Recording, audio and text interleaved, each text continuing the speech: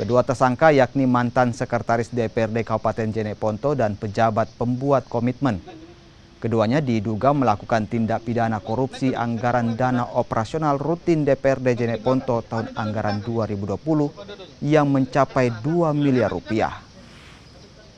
Keduanya disangkakan Undang-Undang tentang Pemberantasan Tindak Pidana Korupsi dengan ancaman pidana seumur hidup. Sebelumnya, keduanya ditetapkan sebagai tersangka, mantan bendahara DPRD Jeneponto terlebih dahulu ditetapkan sebagai tersangka.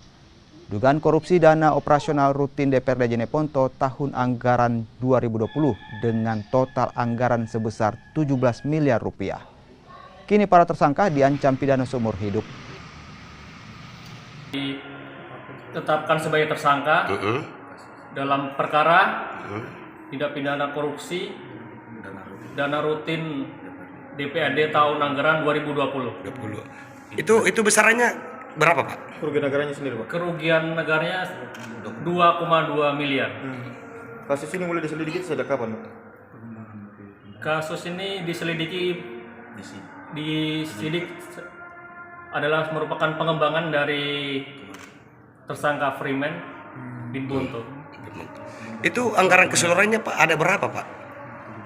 Untuk anggaran seluruhnya ada 17 miliar. 17 miliar.